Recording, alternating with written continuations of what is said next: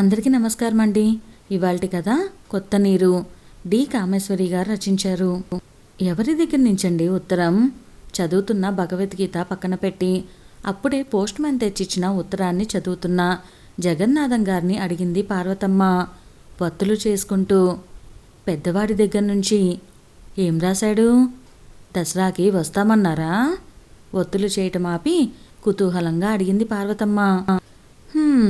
ఇలాంటి గొడవలు వస్తాయని నాకు తెలీదు. ఎంతైనా వాడికంటే 25 ఏళ్ళు ముందు పుట్టిన వాడిని. కాస్తో కూస్తో లోకజ్ఞానం లేకుండా చెప్పానా అప్పుడు? చెబితే విన్నాడా? పెద్దవాళ్ళ మాట వినక బాగుపడిందెవడు? ఎందుకు చెప్పారో అన్న జ్ఞానం ఉందా వాడికి అప్పుడు? ఏమైందండి? ఏం రాశాడు? ఆతృతగా చూసింది పార్వతమ్మ. ప్రేమ ప్రేమ అని వల్లించాడు. తల్లిదండ్రుల మాట కాదని చేసుకున్నాడు. కానీ ముందు చూపు ఏమన్నా ఉండి ఏడ్చిందా అప్పుడు? ఉత్తరం కింద పడేసి కళ్ళజోటు తీసి పంచుతో తుడుస్తూ భార్య వైపు చూశారాయన. అబ్బా, ఏం జరిగిందో చెప్పకుండా ఎప్పుడో జరిగిపోయిన దానికి బాధపడతారెందుకు? విసుక్కుంది పార్వతమ్మ. ఎప్పుడో జరిగిన దాని ఫలితం ఇప్పుడు అనుభవానికి వచ్చింది అబ్బాయి గారికి. వెటకారంగా అన్నారాయన. నీ మనవరాలు పెళ్ళిడికొచ్చిందా? ఇప్పుడు తెలుస్తుంది కష్టం నిష్ఠూరం. ఏమిటండి ఈ గోల? అసలు సంగతి చెప్తారా చెప్పరా? విసుగ్గా అడిగింది పార్వతమ్మ. ఏముంది చెప్పటానికి? ఇంకా బోధపడలేదు. ఉషా పెళ్ళిడికొచ్చిందా? దాని పెళ్ళి ఓ సమస్య అయిందంట వాడికి. వాడు వాడి భార్య ఏకాభిప్రాయానికి రాలేకపోతున్నారట. వీడేమో తెలుగు సంబంధాలు చూస్తున్నాడట. మీనాక్షేమో ససేమిరా అరవ సంబంధమే చెయ్యాలి అంటుందట. వాళ్ళ దూరపు బంధువులిద్దరూ మంచి ఉద్యోగాలలో ఉన్నారట. వాళ్ళల్లో ఒకరికిచ్చి చేయమంటుందట. మనవాడు తెలుగు సంబంధమే చేస్తాను అంటున్నాడట. వాళ్ళిద్దరి తగువు అలా ఉండగా ఈ మధ్య వచ్చి చూసిన 2-3 సంబంధాల వాళ్ళు తల్లి తండ్రి వేరువేరు జాతులని తెలియగానే చేసుకోవటానికి ఇష్టపడలేదట. అరవ వాళ్ళు తెలుగు వారి కింద జమ కడుతున్నారని, తెలుగు వాళ్ళు అరవ వారి కింద జమ కట్టి చేసుకోవటానికి ఇష్టపడటం లేదని రాశాడు. ఈ విషయం అంతా ఓ సమస్యగా తయారైందట. ఇంతేకాక నీ మనవరాలు తల్లిదండ్రులు ఇద్దరి మాట కాదనలేక ముందు ఊరుకున్నా ఇప్పుడు ముందుకేసి వాళ్ళిద్దరూ చెప్పిన సంబంధాలు తనకక్కర్లేదని, తన పెళ్ళి తనే ఇష్టం వచ్చిన వాడితో చేసుకుంటానంటుందట. ఇది సంగతి. అమ్మాయికి మీ మీద గౌరవాభిమానాలున్నాయి. చెబితే మీ మాట కాదనదు. దానికి నచ్చ చెప్పి ఒప్పించి ఏదన్నా మంచి సంబంధం చూసి పెళ్లి కుదర్చమని రాశాడు రామం అని జగన్నాథం గారు ఉత్తర సారాంశం భార్యకు వివరించారు. వాడు మన మాట విన్నాడా? వాడి కూతురు వినపోతుందనుకోవటానికి. ఈ కాల్పు పిల్లలు ఇంకో 2 ఆకులు ఎక్కువే చదువుకున్నారు. పార్వతమ్మ గొనిగింది.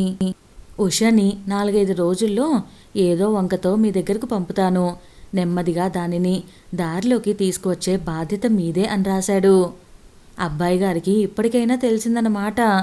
ఇలా జాతి మతాలు చూసుకోకుండా పెళ్ళిళ్ళు చేసుకుంటే వచ్చే అనర్థాలేమిటో. అంతే, తన దాకా వస్తే గాని తెలియదు. తల్లిదండ్రుల బాధ ఇప్పటికీ తెలిసి ఉంటుంది వాడికి. నిష్ఠూరంగా అన్నారాయన గతం గుర్తుకు తెచ్చుకుంటూ. 25 ఏళ్ల క్రితం నేను ఆ అమ్మాయికి మాటిచ్చాను. ఇప్పుడు మీకోసం ఇచ్చిన మాట వెనక్కి తీసుకోవటం నా వల్ల కాదు. ఆ అమ్మాయి నేను పెళ్లి చేసుకుందామని నిశ్చయించుకున్నాము. ఆ సంగతి చెప్పడానికే వచ్చానిప్పుడు. ఇంజనీరింగు పాస్ అయ్యి మద్రాసులో ఏదో కంపెనీలో పనిచేస్తున్న రామం ఓసారి సెలవులకు వచ్చినప్పుడు తల్లి పెళ్లి మాట ఎత్తగా తన మనసులో సంగతి బయటపెట్టాడు. ఆ రోజు మధ్యాహ్నం 3 గంటలకు సెలవులకి ఇంటికి వచ్చిన పెద్ద కొడుకుని ఆప్యాయంగా పీట మీద కూర్చోబెట్టి వేడివేడి బజ్జీలు చేసి పెడుతూ పార్వతమ్మ అంది. ఏమ్రా, చదువు అవ్వాలి అన్నావు, అయ్యింది. ఉద్యోగం అవ్వాలి అన్నావు, అది అయ్యింది. ఇంకా పెళ్ళికి ఏం అభ్యంతరం లేనట్లేనా? ఇంకెన్నాళ్ళురా పెళ్ళి పెటాకులు లేకుండా కూర్చుంటావు? 25 ఏళ్ళు కూడా నిండిపోతున్నాయి. ఆ సంబంధాల వాళ్ళందరూ మీ నాన్నకి రోజుకో ఉత్తరం రాసి ప్రాణాలు తీస్తున్నారు. ఆడపిల్లల వాళ్ళని అలా అన్నాళ్ళు సందిగ్ధంలో పెట్టడం మనకి భావ్యం కాదు. వాళ్ళని అలా కాచుకు కూర్చోమని ఎవరన్నారు? బజ్జీలో ఉల్లిపాయ కొరుకుతూ అన్నాడు రామం. బావుందిరా, ఏదో వాళ్ళ ఆశ వాళ్ళది. ఆడపిల్లలు గల వాళ్ళు ఆతృత నీకెలా తెలుస్తుంది? మన పిల్ల పెళ్ళికి మనం ఆరాటపడలేదు. నువ్వేదో ఒకటి తేలిస్తే మీ నాన్న వాళ్ళకు రాస్తారు. ఎలాగో వచ్చావు, పోనీ ఓసారి వెళ్ళి ఆ 4 సంబంధాలు చూసుకొద్దాం. ఏది నచ్చితే అది చేసుకోవచ్చు. కొడుకు మొహంలోకి ఆశగా చూస్తూ అంది పార్వతమ్మ. రామం మౌనంగా ప్లేట్ వంక చూస్తూ ఊరుకున్నాడు. మౌనం అర్ధాంగీకారం కింద తీసుకొని ఉత్సాహంగా అంది పార్వతమ్మ. అయితే మీ నాన్నని వాళ్లకు టెలిగ్రాములు ఇమ్మంటాను. ఎల్లుండి దశమి నాడు వస్తామని. అమ్మా, ఏదో చెప్పాలని ఆరాటపడ్డాడు రామం. గొంతు సవరించుకున్నాడు. ఏమిట్రా, ఏమిటి నీ నాన్పుడు? అది కాదమ్మా, ఈ సంబంధాలు ఏవి చూడనక్కర్లేదమ్మా. నేను చూడను, ఆశ్చర్యంగా చూపింది పార్వతమ్మ. అదేమిట్రా, చూడకపోతే ఎలా? చూడకుండా సంబంధాలు ఎలా కుదురుతాయి? అందులో 2 పిల్లలు బాగుంటారట. ముఖ్యంగా ఆ కాకినాడ పిల్ల చాలా బాగుంటుందట.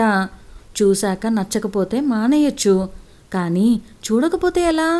అది కాదమ్మా, నేను తడబడ్డాడు రామం. ఏమిటి నీ సందేహం? చెప్పు. సందేహం కాదమ్మా, నేను మెడ్రాస్లో పిల్లని చూశాను. మా స్నేహితుడి చెల్లెలు. ఆ అమ్మాయిని చేసుకుందామని. ఎవరి పిల్ల? పోనీ ఆ అమ్మాయి నీకు నచ్చితే ఆ పిల్లనే చేసుకుందు గాని. ఆ అమ్మాయి బాగుంటుందా? మంచి సాంప్రదాయమేనా? వాళ్ళ ఇంటి పేరేమిటి? ఆ తండ్రి పేరు అది చెప్పు. మీ నాన్నకు చెప్తాను, ఉత్సాహంగా అంది పార్వతమ్మ. కొడుకు పెళ్ళి కుదిరిపోయిందన్న సంబరంతో. అమ్మా, వాళ్ళు తెలుగు వాళ్ళు కాదమ్మా, తమిళులు, అయ్యర్లు, అరవ బ్రాహ్మణులన్నమాట. బెరుకుగా తల్లివంక చూస్తూ అన్నాడు రామం. ఆ? పార్వతమ్మ తెల్లపోయింది. అయోమయంగా చూసింది. ఏం మాట్లాడాలో తెలియక 1 నిమిషం అలా చూస్తూ ఉండిపోయింది. ఈ రోజుల్లో అయితే ఈ కులాంతర మతాంతర వివాహాలకు అంత ఆశ్చర్యపడాల్సిన అవసరం లేదు. కానీ 25 ఏళ్ల క్రితం అవి ఒక వింత, విడ్డూరం, అనాగరికంగానే ఉండేది. మన తెలుగు వాళ్ళకంటే వాళ్లకు మడి, ఆచారాలు అన్నీ ఎక్కువేనమ్మా. మనలాగే ఆచార వ్యవహారాలన్నీ ఉంటాయి. తల్లి మనోభావాల్ని అర్థం చేసుకున్నట్లు సర్ది చెప్పనారంభించాడు. రామం, మతి పోయిందా ఏమిట్రా నీకు? మన తెలుగుదేశం గొడ్డుపోయినట్లు ఎక్కడో వెళ్ళి అరవపిల్లను పెళ్లాడడం ఏమిటి? మనకు వాళ్లతో సంబంధం ఏమిట్రా? ఎవరైనా వింటే నవ్విపోతారు. మీ నాన్న వింటే కోపడతారు కూడా. చాలుగాని ఇక ఇలాంటి వెర్రిమొరి ఆలోచనలు మాను. ఆ మాత్రం పిల్లలు మన దేశంలోనూ దొరుకుతారు. దానికోసం వెళ్ళి ఆ దేశం పిల్లను పెళ్లాడాలా? కొడుకును మందలించింది పార్వతమ్మ ఆ విషయాన్ని తేలిగ్గా జమకట్టి. కానీ అదంతా తేలిగ్గా తేలిపోలేదు. ఎంత చెప్పినా రామం తన పట్టు విడవలేదు. అంతకంటే అందమైన వారు దొరుకుతారా దొరకరా అన్నది తన ప్రశ్న కాదని, తను ఆ అమ్మాయిని ప్రేమించానని, పెళ్లి చేసుకుంటానని మాట ఇచ్చానని, చేసుకొని తీరుతానని అన్నాడు. పార్వతమ్మ నయాన భయాన కొడుకుని ఒప్పించలేకపోయింది. జగన్నాథం దగ్గరకు వచ్చింది వ్యవహారం.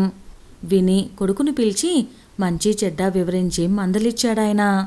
తండ్రికి జవాబు ఇవ్వటానికి కూడా సందేహించలేదు రామం. తర్వాత ఎంత గొడవ జరగాలో అంతా జరిగింది. పార్వతమ్మ ఏడ్చింది. పరువు ప్రతిష్టలు మంట కలపవద్దని బ్రతిమలాడుకుంది. పస్తులు పడుకుంది. జగన్నాథం గారు కొడుకుతో మాట్లాడతాం మానుకున్నారు. తెలిసిన పెద్ద మనుషులందరి చేత చెప్పించారు. కులాంతర, వర్ణాంతర వివాహాల వల్ల కలిగే అనర్థాలు నోరు నొప్పి పుట్టేటట్లు చెప్పారు అందరూ. తల్లి రాసిన ఉత్తరం చూసుకొని దగ్గరలోనే ఉండే పెద్ద కూతురు శకుంతల కూడా వచ్చి అన్నగారికి ఎంతో చెప్పి చూసింది. రామం తర్వాత 5 ఏళ్లకు పుట్టిన శకుంతలకి అన్నగారి దగ్గర చనువు. రామానికి చెల్లెలంటే అభిమానం. ఇదేమిట్రా అన్నయ్య, మేమందరం ఏదో నీ పెళ్లిలో దండిగా ఆడపడుచు లాంఛనాలు అవి గుంజుకుందామనుకుంటుంటే నువ్వేమిటి ఏదో ప్రేమ పెళ్ళి అని ఆరంభించావట. అన్నగారితో హాస్యం కింద సంభాషణ ఆరంభించింది శకుంతల. అప్పుడే నీకు చేరేశారా ఈ కబురు? ఈ అయిన వాళ్ళందరూ చాలేదనా నువ్వు వచ్చావు నీతులు బోధించటానికి అని సీరియస్గా అన్నాడు రామం. అయితే ఆ మీనాలోచని అంత అందగత్త కాబోలు ఆలోచనలతో నిన్ను ఇంతగా వశపరుచుకుంది. ఏదైనా ఫోటో ఉంటే చూపించు. ఏపాటి అందగత్తో చూస్తాను. రామం కసురుకున్నాడు. ఇదంతా నీకు తమాషాగా ఉన్నట్లుంది. ఆ మీనాక్షి భూలోక సుందరి అని నేనెవరితోనూ చెప్పలేదు. నాకు నచ్చింది, నేను చేసుకుంటాను అంతే పెడసరంగా అన్నాడు రామం. అయితే ఈ పాటి అందగత్తెలు మనలో దొరకరనేనా? ఇదిగో ఈ మాట ఇప్పటికీ 100 మంది అన్నారు. అంటే మీలాంటి వాళ్లకు ప్రేమ విలువ ఎలా తెలుస్తుంది? మీనాక్షి కంటే 100 రెట్లు ఎక్కువ అందంగా ఉన్న అమ్మాయిని తెచ్చినా నాకక్కర్లేదు. నాకు మీనాక్షే కావాలి. అదే ప్రేమంటే. నువ్వైనా నన్ను అర్థం చేసుకొని ఇలా వదిలివెయ్యి చురచురా చూస్తూ అన్నాడు రామం. ఓయబ్బో, గట్టి ప్రేమే అన్నమాట అని అన్న శకుంతలకు అన్నగారి పంతం పట్టుదల అర్థమయ్యాయి. ఆ మనసు మారేది కాదని గ్రహించింది. బాగానే ఉంది, ప్రేమించాను పెళ్ళాడతానంటావు, కానీ నాన్నగారి పరువు మర్యాద అది ఏమన్నా ఆలోచించావా? ఏం, నేనంత పరువు తక్కువ పని ఏం చేస్తున్నాను? కఠినంగా అన్నాడు. నీకనిపించకపోవచ్చు, కానీ మన జాతి కాని పిల్లను పెళ్ళాడితే లోకం ఏమనుకుంటుంది? ఫలానా వారి అబ్బాయి అరవమ్మాయిని పెళ్ళాడాడంటే నాన్నకు ఎంత తలవంపు. ఇదిగో సెక్కు, నువ్వు ఇలా మాట్లాడతావేమిటి? కాస్త కూస్తో చదువుకున్నావు కూడా. ఏం తమిళులైతే వాళ్ళు మనలాంటి మనుషులే. పోనీ కులాంతరమైతే మనకు వాళ్లకు సరిపడదు అనుకోవచ్చు. వాళ్ళకి మనకంటే ఆచార వ్యవహారాలలో ఎక్కువ పట్టింపు తెలుసా? మనకంటే మడి తడులు పూజా పునస్కారాలు అన్నీ ఓ పాలెక్కువే. ఎటొచ్చి భాష వేరన్న మాట తప్ప అన్నిట్లోనూ మనతో సమానమే తెలుసా? సెక్కు, నువ్వింకా అమ్మకి నాన్నకు నచ్చ చెప్తావు అనుకున్నాను. నాదేముందిరా, ఇష్టం లేకపోవటానికి నాకేం కష్టం? ఏదో అమ్మవాళ్ళు బాధపడుతుంటే చెప్పానంతే నసిగింది శకుంతల. సెక్కు, ఈ సాయం చేశావంటే నువ్వు అడిగిన ఆ లాంఛనాలేవో కాస్త గట్టిగా సిఫారసు చేసి కాస్త ఎక్కువే నీకు అప్పగిస్తాను. ఏం బెంగ పెట్టుకోకు. ఆ ఆచారాలన్నీ వాళ్ళకి ఉన్నాయిలే. శకుంతల నవ్వింది. తర్వాత తల్లితో అంది శకుంతల. లాభం లేదమ్మా, వాడడిగినట్టు పెళ్లి చేసేయండి. వాడెలాగూ చేసుకోక మానడు. మీరెందుకు మాట దక్కించుకోకూడదు? ఇంకా ఏ ఆంగ్లో ఇండియన్నో పెళ్లాడతానని అననందుకు సంతోషించండి. భాష వేరన్న మాట తప్పించి మనకు ఏ విషయంలోనూ తీసికట్టు కాదట వాళ్ళు. అంతేనంటావా? తప్పదంటావా? నీరసంగా అంది పార్వతమ్మ. జగన్నాథము రాజీ పడక తప్పలేదు చివరికి. పెళ్లిలో మీనాక్షిని చూశాక అసంతృప్తి చాలా వరకు తగ్గింది పార్వతమ్మకు జగన్నాథానికి. ఆ మిగిలింది కాస్త వాళ్ళు ఘనంగా పెళ్లి చేసి అత్తగారికి ఆడపడుచులకి లాంఛనాలు సంతృప్తిగా జరిపించి కంచిపట్టు చీరలు ఖరీదైనవి పెట్టాక పార్వతమ్మ ముఖం వికసించింది. వంటలు బ్రహ్మాండంగా ఉన్నాయని, ఇడ్లీలు సాంబారు వగైరా చాలా బాగున్నాయని, అవియల్ అవి అద్భుతంగా ఉన్నాయని పెళ్లివారందరూ మెచ్చుకున్నారు. పెళ్లినాటి రాత్రి సుబ్బలక్ష్మి గాన కచేరీ పెట్టించారు. దాంతో సంగీత ప్రియుడైన జగన్నాథం గారికి ముఖం వికసించింది. మొత్తం మీద పెళ్లి కూతుర్ని, పెళ్లి ఏర్పాటులను, మర్యాదలను, వారిచ్చే కట్న కానుకల్ని అన్నిటినీ చూశాక అందరూ సంతృప్తిపడి మీనాక్షి అరవమ్మాయి అన్న సంగతే మర్చిపోయారు. ఏదో భాష విషయం వచ్చినప్పుడు తప్ప. మీనాక్షి తండ్రి మద్రాసులో పేరు మోసిన లాయరు. 2 చేతులా అర్జించాడు. 2 కొడుకులు 1 కూతురు.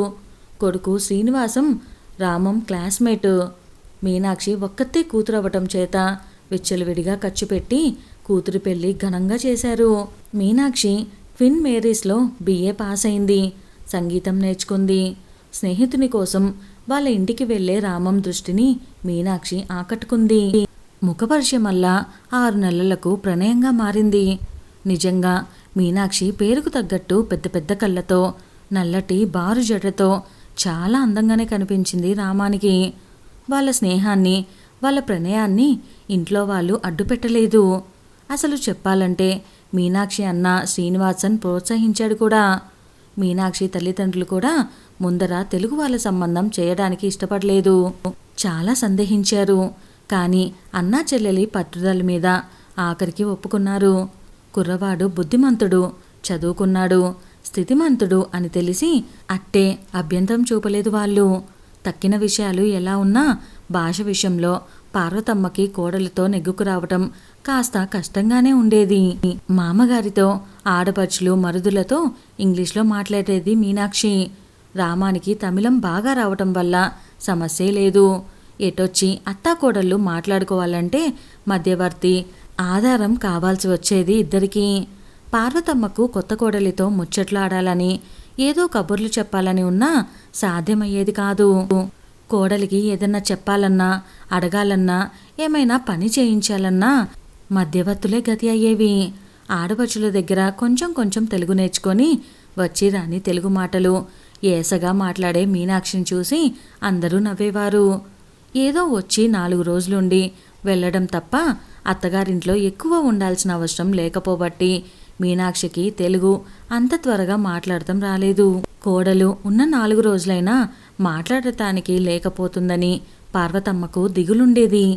మొత్తానికి మీనాక్షి అరవ అమ్మాయి అన్న మాట మరిచి తమ కోడలన్న మాట ఒక్కటే గుర్తుంచుకోవటానికి అట్టే రోజులు పట్టలేదు జగన్నాథం గారికి, పార్వతమ్మకి. కానీ పిల్లలు పుట్టాక వాళ్ళు తెలుగు మాట్లాడకుండా అరవం మాట్లాడటం కొంచెం కష్టం అనిపించింది పార్వతమ్మకు. మద్రాసులో ఉండటం, తల్లి తమిళం మాట్లాడటం వల్ల పిల్లలకు తెలుగు పట్టుబడలేదు. రామానికి కూడా చదువుకునే రోజుల నుంచి కూడా మద్రాసులో ఉండిపోవటం, భార్య తమిళరాలవ్వటం వల్ల ఇంట్లో తెలుగు మాట్లాడే అవకాశమే ఉండేది కాదు. కొడుకు పిల్లలు ఇంటికి వచ్చినప్పుడు మనవళ్ళని ముద్దులాడాలన్నా, వాళ్ళను పలకరించాలన్నా వీలవక పార్వతమ్మ మనసు చివుక్కుమనేది. జగన్నాథం గారికి కూడా వీడేమిటి బొత్తిగా తెలుగువాడని కూడా మర్చిపోతున్నాడు అని కష్టంగా తోచేది. కూతుళ్ళ పిల్లలు ఆడుకుంటుంటే రామం పిల్లలిద్దరూ అలా దూరంగా నిల్చొని బిడియంగా చూసేవారు. భాష రాక ఓ రోజు ఉండబట్టక పార్వతమ్మ అడిగేసింది, అదేమిట్రా పిల్లలకు బొత్తిగా తెలుగు మాట్లాడటం రాదు? మన తెలుగు మాట్లాడవా ఏమిటి ఇంట్లో వాళ్ళతో? మన తెలుగు అన్న చోట కాస్త ఒత్తి పలిగింది. రామం కాస్త తత్తరపడి భార్య వైపు చూశాడు. ఏమిటోనమ్మా, అక్కడ పనివాళ్ళు, వాళ్ళమ్మ అందరూ అరవ మాట్లాడతారు కదా, అంచేతే తెలుగు పట్టుపట్టలేదు వాళ్ళకి అని గొనిగాడు రామం. అదేమిటన్నయ్య, వదినకు రాకపోయినా నీకు రాదా ఏమిటి తెలుగు? నువ్వెందుకు నేర్పలేదు వాళ్ళకి? అసలు నీకు నేర్పాలని ఉంటే వదినకు మాత్రం రాదేమిటి? ఇన్నాళ్ళైంది పెళ్ళయ్యి, ఎంతైనా మాతృభాష మర్చిపోవటం ఏమిటి? రెండో చెల్లెలు పూర్ణ అనేసింది కాస్త నిష్ఠూరంగానే. ఏమిటో నేను ఆ విషయం అంత పట్టించుకోలేదు, చూద్దాంలే, నేర్పుతాన్లే అన్నాడు రామం. జనని జన్మభూమి అన్నారు. కని పెంచిన తల్లిని, పుట్టి పెరిగిన దేశాన్ని మర్చిపోవటం అంత మంచిది కాదురా. మనం ఎన్ని చదువులు చదివినా, ఎన్ని చేసినా, ఎక్కడున్నా మాతృభూమిని, మాతృభాషని మర్చిపోతే ఎలా నాయనా? తెలుగు గడ్డ మీద పుట్టి తెలుగు వాడినని మర్చిపోతే ఎలాగోయ్? పక్కనే పడక కుర్చీలో పడుకొని అంతా వింటున్న జగన్నాథం గారు కాస్త ఎత్తిపొడపుగా అన్నారు. పెళ్ళైన దగ్గర నుంచి రామం పూర్తిగా మారిపోయి తెలుగువాడినన్న మాట మర్చినట్లు ప్రవర్తించడం ఆయన చాలాసార్లు గమనించారు. అంతవరకు సెలవులకి ఇంటికి వచ్చినప్పుడల్లా హాస్టల్ భోజనంతో నోరు చచ్చిపడిపోయింది. ఆ సాంబారు, కొబ్బరి కూరలు తిని తిని మన భోజనం కోసం మొహం వాచినట్లుంది అని ఆ ఉన్నన్నాళ్ళు కాస్త కారం అది దట్టించి వేయించుకొని తినేవాడు రామం. అలాంటిది పెళ్ళయ్యాక ఇంటికి వచ్చినప్పుడల్లా తల్లి మీద క్రోధం మొదలుపెట్టాడు. ఏమిటమ్మా ఈ గొడ్డు కారాలు? అబ్బబ్బా, ఎలా తినటం? మన వాళ్ళ కారాలు 4 రోజులు తింటే 40 రోజులు బాధపడాలి అంటూ భోజనం చేస్తున్నంతసేపు సాధిస్తూనే ఉండేవాడు. ఎలాగైనా తమిళుల సంస్కృతి, ఆ జాగ్రత్త, ఆ శుభ్రత అది మనకు లేదు అంటూ ఆ రాష్ట్రాన్ని, ఆ మనుషులని, వాళ్ళ తెలివితేటల్ని, వాళ్ళ కార్యశూరత్వాన్ని పొగిడేవాడు. తెలుగువారిని ఉత్తా చేతకాని వారిలాగా జమకట్టి చులకనగా మాట్లాడడం జగన్నాథం గారు చాలాసార్లు కనిపెట్టారు. కొడుకు మీద భార్య ప్రభావం, ఆ రాష్ట్ర ప్రభావం బాగానే పనిచేస్తున్నాయని గ్రహించారు. అందుకే అవకాశం చూసి ఈవేళ కాస్త నిష్ఠూరంగా చురక తగిలించారు. అందరూ ఒకే మాట అనేసరికి రామానికి ఏదో తప్పు చేసిన భావం కలిగింది. అందుకే ఇంటికి వెళ్ళిన దగ్గర నుంచి పిల్లలతో కావాలనే తెలుగులోనే మాట్లాడసాగాడు. పిల్లలు కాబట్టి త్వరలోనే తెలుగు పట్టుబడింది. ఇంట్లో అందరూ మాట్లాడుతుంటే మీనాక్షికి వచ్చేసింది. పిల్లవాడి అక్షరాభ్యాసం నాడు కాస్త భార్యాభర్తల మధ్య గొడవే జరిగింది. మీనాక్షి పూజ తంతు అది యథావిధిగా చూపినా రామానికి కాస్త పంతం కోపం వచ్చింది. పిల్లలకి ముందు నేర్పవలసింది మాతృభాష, నా భాష తెలుగు కాబట్టి తెలుగు నేర్పాలని రామం అన్నాడు. మనమున్నది తమిళ రాష్ట్రంలో, పిల్లల చదువు సంధ్యలు చూడవలసింది నేను కాబట్టి నేను అరవమ్మే చెప్పిస్తానని మీనాక్షి వాదించింది. నువ్వు చెప్పలేకపోతే నేను మాస్టర్ని పెట్టి చదివిస్తాను. నీ భాష కూడా నేర్చుకోవాలని ఉంటే నేర్పుగాని వాళ్ళకి మాత్రం ముందు తెలుగు రావాల్సిందే అని రామం ఖచ్చితంగా చెప్పాడు. ఇద్దరూ కాసేపు వాదించుకున్నారు. ముఖం ముడుచుకొని కోపంగా లోపలికి వెళ్ళిపోయింది మీనాక్షి. తానే పిల్లవాడి చేత ఆ పూటకు అక్షరాలు దిద్దించాడు రామం. ఇలాగే అనేక విషయాలలో భార్యాభర్తల మధ్య భేదాభిప్రాయాలొచ్చేవి. మీనాక్షి ఇంట్లో వంటలు, పద్ధతులు, అలవాట్లు అన్నీ తనకు అనుగుణంగా చేసేది. పండుగలు, పూజలు అన్నీ ఆ రాష్ట్ర పద్ధతులే అనుసరించేది. రామం మొదట్లో ఏ విషయాలు అంతగా పట్టించుకోలేదు. భార్య ఇష్టాయిష్టాలకు అనుగుణంగా తన అలవాట్లను మార్చుకున్నాడు. కానీ కాలక్రమేణా కొత్త భార్య మీద మోజు తీరి పిల్లలు పుట్టి పెరుగుతుంటే మీనాక్షి మరీ తనను తమిళాడుగా మార్చేస్తుందని గ్రహించాడు. అంతేకాక తన ఇంట్లో తల్లిదండ్రులు, చెల్లెళ్ళు అందరూ మధ్య మధ్యలో తనలోని మార్పును వేలెత్తి చూపించి భార్య విధేయుడైపోయి తన జాతి, తన దేశం, తన వాళ్లను, తన రాష్ట్రాన్ని మర్చిపోయినట్లు హేళనగా మాట్లాడటం విని రామంలో జాతి అభిమానం, పౌరుషం తలెత్తాయి. ఫలితం భార్యాభర్తలకు తరచూ భేదాభిప్రాయాలొచ్చేవి. మీనాక్షి ఇంట్లో రోజు సాంబారు, కొబ్బరి కూరలు అవి చేయిస్తే మొదట్లో మెచ్చుకొని తినే రామం తర్వాత విసుక్కోవటం ఆరంభించాడు. ఒకరోజు ఏదో ధ్యాసలో ఉండి తినేసేవాడు. ఇంకో రోజు ఈ విధవ సాంబారు, ఈ చప్పడి కూరలు చెయ్యొద్దని ఎన్నిసార్లు చెప్పాను, పప్పు పులుసులు అవి చేయించవేం ఎన్నిసార్లు చెప్పినా అని కేకలు వేసేవాడు. మీ గుడ్డు కారం తిండ్లు మంచివి, మా సాంబార్ తిండ్లు వెదవ్వినా అని మీనాక్షి సవాల్ చేసేది.